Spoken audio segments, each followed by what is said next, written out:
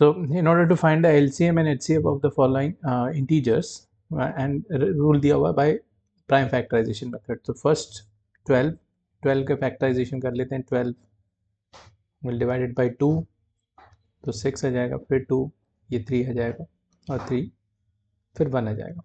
ठीक है. 15 को भी कर लेते हैं. 15 को 3 से डिवाइड करेंगे तो 5 आएगा, 5 से डिवाइड करेंगे 1 आएगा. 21 को करते हैं 3 से 7 आएगा, 7 से करते हैं 1 आएगा. तो 12 को हम क्या लिख सकते हैं? 12 को लिख सकते हैं 2 स्क्वायर इंटू 3 रेज़ टू 1. दूसरा नंबर है 15. 15 को हम 3 इंटू 5 मतलब 3 raise to power 1, 5 raise to power 1. उसके बाद हम 21 को लिख रहे हैं. 21 को हम लिख रहे हैं 3 raise to 1 into 7 raise to 1. ठीक है. तो यहाँ पर 3 नंबर इन्वॉल्व हैं, 2, 3 और 2, 3, 5 और 7. तो इसमें 5 नहीं आ रहा तो मतलब 5 की पावर 0, 7 नहीं आ रहा तो 7 की पावर 0. ठीक है. यहाँ पर 2 नहीं आ रहा है तो 2 की पावर 0 और 7 नहीं आ रहा तो 7 की पावर 0. यहाँ पर 2 नहीं आ रहा तो 2 की पावर 0 और 5 नहीं आ रहा तो 5 की पावर 0. ओके. अब HCF निकालना है तो HCF क्या होता है? Smallest power. तो 2 की पावर सबसे छोटी कौन सी है? 2 की पावर है 0 सबसे छोटी. और 3 की सबसे छोटी पावर क्या है? 3 की सबसे छोटी पावर है 1. 5 की सबसे छोटी पावर है 0. 7 की भी सबसे छोटी पावर है 0. तो फाइनली हमारे पास आंसर आ रहा है 2 रेज़ टू 0 1 हो जाएगा, 5 रेज़ टू 0 भी 1, 7 रेज़ टू 0 भी 1. तो HCF आ रहा है 3. और LCM निकालते हैं. LCM निकालने के लिए आपको हाईएस्ट पावर देखना है. तो 2 की पावर हाईएस्ट पावर है 2 और 3 की जो हाईएस्ट पावर है 3 मतलब 1 और 5 की हाईएस्ट पावर है 1 और 7 की हाईएस्ट पावर भी है 1. अब इसको मल्टीप्लाई कर लेंगे हम. 7 5 ज़ा 35 और ये 4 4 3 ज़ा 12, 12 इंटू 35. तो 35 इंटू 12 कर लेते हैं. ये कितना हो जाएगा? 10. ये 6 और ये 7 और ये 5 ये 3 तो 0 12 और ये 420 हो गया. तो 420 इज़ द LCM और HCF कितना है? 3. तो ये प्रोसेस है, इस तरीके से करना है. ये एल्गोरिदम आपको यूज़ करना है. ठीक है. HCF मतलब आपको लेना है. HCF का मतलब क्या होना चाहिए? HCF मतलब स्मॉलर पावर्स देखना है आपको, स्मॉलेस्ट पावर कॉमन. और LCM में आपको देखना है लार्जेस्ट पावर इन कॉमन होना चाहिए. ठीक है. तो ये एक एप्लीकेशन हो गया फंडामेंटल थ्योरम ऑफ अर्थमेटिक का. और इसका तो LCM 2 नंबर का LCM दिया हुआ है 7 और 2 नंबर का HCF दिया हुआ है 9 और हमें उन्हीं दोनों नंबर का LCM निकालना है. तो हम प्रॉपर्टी यूज़ करेंगे. we know that LCM into HCF is equal to product of 2 numbers. तो LCM हमको निकालना है तो उसको यहीं रखते हैं. HCF हमको दिया हुआ है 9. प्रोडक्ट ऑफ 2 नंबर्स मतलब दोनों को मल्टीप्लाई करना है. तो 306 इंटू 657. अब एक्चुअल हम मल्टीप्लाई नहीं करेंगे, ऐसे लिखा दे देंगे. ये इंटू में 9 है तो उधर जाएगा तो ये डिवाइड करेगा तो डिवाइडेड बाय 9. अब 9 से ये आपको क्लियर दिख रहा है कि 306 9 से डिवाइड हो जाएगा पूरा. तो 3 9 ज़ा 27 फिर 3 6 बचेंगे 36 मतलब 9 कितना 4 टाइम्स. तो आंसर हो जाएगा आपका 34 इंटू 657. तो आंसर हो गया 22338. This is the LCM. अगर आप डायरेक्टली मेथड से भी निकालेंगे तो भी इससे यही आंसर आएगा, लेकिन हमको प्रॉपर्टी यूज़ करते हुए करना है. ठीक है. Next question, another application of fundamental theorem of arithmetic. अब याद करें फंडामेंटल थ्योरम ऑफ अर्थमेटिक क्या थी. तो फंडामेंटल थ्योरम ऑफ अर्थमेटिक का स्टेटमेंट है every composite number can be expressed as product of primes and this factorization is unique apart from the order in which the prime factors occur. तो इसमें 3 चीज़ें थी हमने याद करने के लिए समझा था कि कोई भी कंपोजिट नंबर को डिकम्पोज किया जाता है प्राइम के प्रोडक्ट के फॉर्म में. और ये जो प्रोडक्ट होता है या ये जो प्राइम्स होते हैं वो यूनिक होते हैं और कोई तरीका नहीं है. सिर्फ यही प्राइम नंबर हो सकते हैं किसी कंपोजिट नंबर को डिकम्पोज करने के लिए.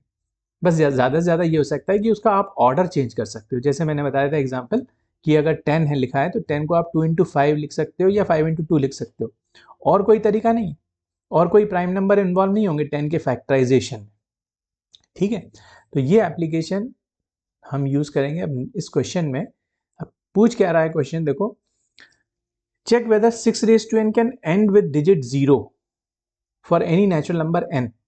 क्या कभी कोई नंबर जो इस फॉर्मेट का हो, 6 रेज टू n के फॉर्मेट का, where n is a natural number, तो हमने इसमें वेरियस नेचुरल नंबर पुट करके देखें, जैसे 6 रेज टू 1 हो गया, 6 रेज टू 2 हो गया, 6 रेज टू 3 हो गया, 6 रेज टू 4 हो गया, 6 रेज टू 5 हो गया। तो ये जो जिसके आंसर आएंगे, जैसे 6 रेज टू 1 का आंसर क्या आ रहा है 6, तो ये किस पे एंड हो रहा है, ये 6 पे एंड हो रहा है।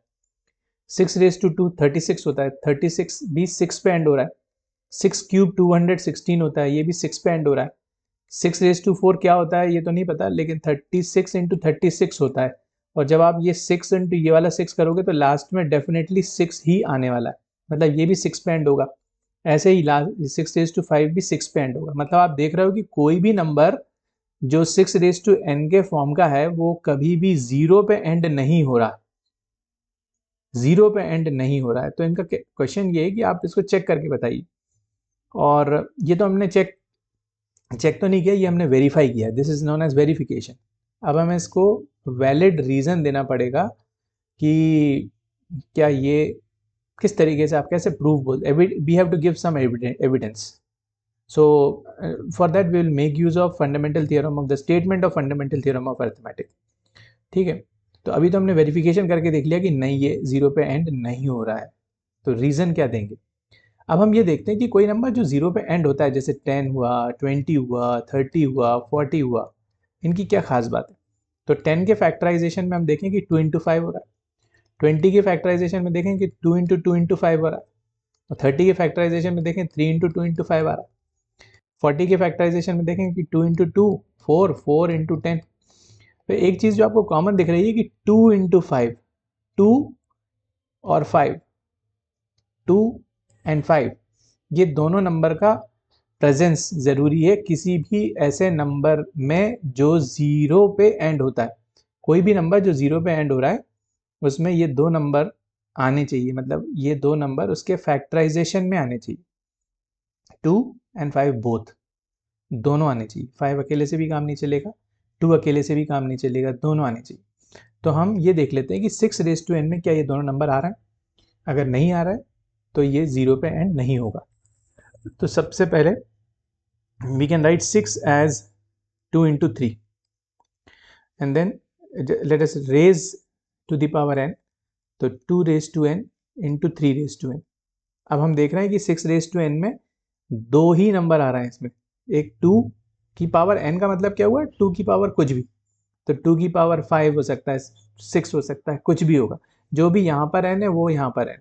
तो मतलब कहने का ये है कि 6 की पावर n में 2 और 3 ही आने हैं, कभी भी इसमें 5 नहीं आएगा, 2 अकेला आ रहा है, 5 नहीं आ रहा। और हमने देखा था यहाँ पर एग्जाम्पल में कि 2 और 5 दोनों का आना जरूरी है।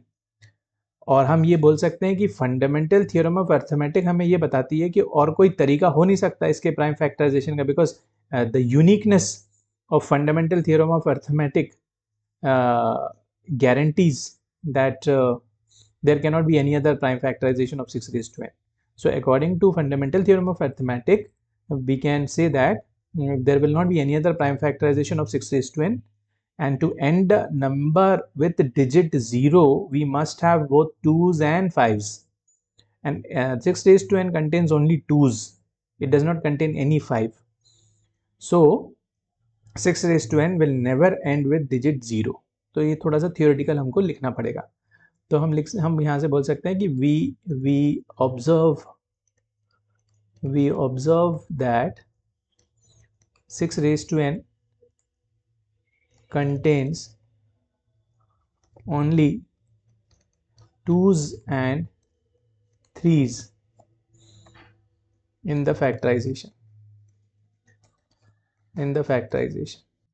According to fundamental theorem of arithmetic, there cannot be any other prime factors, any other prime factors of 6 raised to n, but to end a number with digit 5 or digit 0, digit 0, we must have both 2s and 5s. So 6 raised to n cannot end with digit 0. अब ये digit 0 की जगह कुछ और digit भी आ सकता है, digit 5 या कुछ और, तो उस हिसाब से आपको फिर देखना पड़ेगा कि उसमें कौन सी प्रॉपर्टी आ रही है। जैसे हमने यहाँ पर 0 में देखा कि 2 और 5 आना ज़रूरी होता है। ऐसे अगर एक क्वेश्चन है कि एग्जाम्पलर में can 12 raise to n can end with digit 5, तो आप ये देखना कि 5 जो नंबर 5 पे एंड होते हैं, जैसे 5 हुआ, 15 हुआ, 25 हुआ, 35 हुआ, 45 हुआ, उसमें क्या प्रॉपर्टी होती है, उसके अकॉर्डिंगली फिर आप देखना कि 12 रेज टू n क्या 5 पे एंड हो सकता है कि नहीं हो सकता। Okay, next question is explain why this number और this number are composite number. क्यों हम बोल सकते हैं कि ये कंपोजिट नंबर? कंपोजिट नंबर में मोर देन 2 फैक्टर्स होते हैं, तो वही रीज़न है, देख लेते हैं। 7 इंटू 11 इंटू 13 प्लस 13, सो ये एक पूरा एक टर्म हो गया, ये एक पूरा टर्म हो गया, दोनों में से हम 13 कॉमन ले लेते हैं, बचेगा हमारे पास 7 इंटू 11 प्लस 1। तो 7 इंटू 11 कितना होता है? 7 इंटू 11 होता है 77, 77 प्लस 1, तो ये हो गया 13 इंटू 78। इंटू 1 तो हम लिख ही सकते हैं, तो देख ही रहे हो कि 1 2 3 फैक्टर्स तो आ ही रहे हैं। किसी भी नंबर के 2 से ज़्यादा फैक्टर होते हैं तो वो कंपोजिट नंबर होता है। So it's a composite number, it's a composite number. ठीक, अब देखिए नेक्स्ट क्वेश्चन है, there is a circular path around a sports field. Sonia takes 18 minutes to drive one round of the field while Ravi takes 12 minutes for the same. Suppose they both start at the same point and at the same time and go in the same direction. After how many minutes will they meet again at the starting point? तो एक circular field है जिसमें सोनिया जो है वो 18 minutes में पूरा round complete करती है और रवि जो है वो 12 मिनट्स में राउंड कंप्लीट करता है। दोनों स्टार्टिंग पॉइंट पे हैं और स्टार्ट करते हैं चक्कर लगाना। दोनों फिर से इस स्टार्टिंग पॉइंट पे कितनी देर के बाद आके मिलेंगे, तो हमें ये पता लगाना है कि कितनी भी देर के बाद मिलें, वो नंबर जो आने वाला है वो क्या 18 या 12 से बड़ा नंबर आने वाला है या छोटा आने वाला है या बराबर आने वाला है। अब बराबर के केस तो छोड़ दो, कम से कम 18 मिनट पे एक राउंड लगाने में लगी रहे, तो 18 से ज़्यादा ही मिनट लगने वाले हैं, ज़्यादा लगने वाले। बड़ा नंबर तलाश करना आपको, तो बड़ा नंबर मतलब एलसीएम, छोटा नंबर मतलब एचसीएफ। लास्ट वीडियो में मैंने बताया था आपको।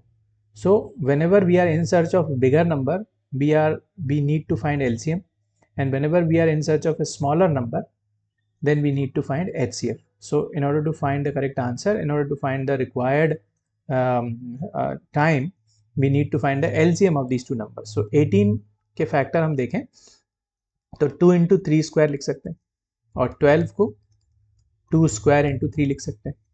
अब LCM क्या होता है? LCM होता है बड़ी पावर्स कॉमन में, तो बड़ी पावर्स यहाँ पर 2 रेज टू 1 और 2 रेज टू 2 में, तो बड़ी पावर है 2 रेज टू 2 और ऐसी 3 की भी बड़ी पावर आ रही है 3 रेज टू 2, तो 2 रेज टू 2 होता है 4, 3 रेज टू 2 होता है 9, 9 4 सर हो गया 36, मतलब 36 मिनट्स के बाद ये दोनों स्टार्टिंग पॉइंट पे मिलेंगे।